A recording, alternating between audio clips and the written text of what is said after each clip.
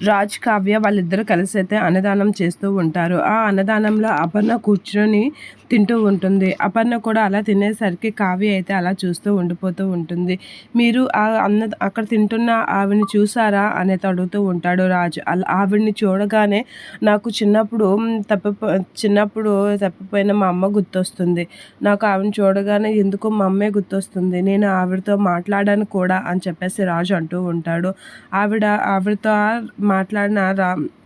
మాట్లాడితే ఇలా చెప్పింది, ప్రతిసారి ఈ రోజున వాళ్ళ కొడుకు తన కోసం అన్నదానం చేసేవాడంట. స్వయంగా తన కొడుకే అందరికీ అన్నదానం చేసి తన బర్త్డేని సెలబ్రేట్ చేసేవాడంట. మనము తన కొడుకు ప్లేస్లో నేను కూడా ఉండి వాళ్ళ కొడుకులో లేని లోటు తీర్చుకోవాలనుకుంటున్నాను. ఎందుకంటే నాకు కూడా తను ఎందుకో అమ్మ అలా అనిపిస్తుంది.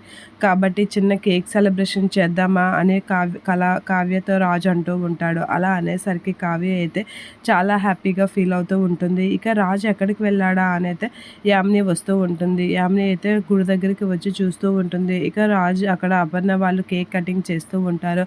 ఇక రాజు అలా చేసేసరికి అపర్ణ చాలా హ్యాపీగా ఫీల్ అవుతూ ఉంటుంది. అపర్ణని చూసి చాలా మురిసిపోతూ ఉంటుంది. అది చూసి యామిని షాక్ అవుతూ ఉంటుంది.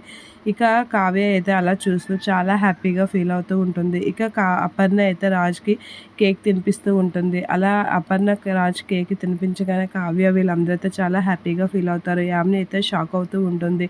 బావేంటి అలాగ వాళ్ళ ఫ్యామిలీకి దగ్గర అవుతున్నాడు అని అయితే టెన్షన్ పడుతూ ఉంటుంది యామిని.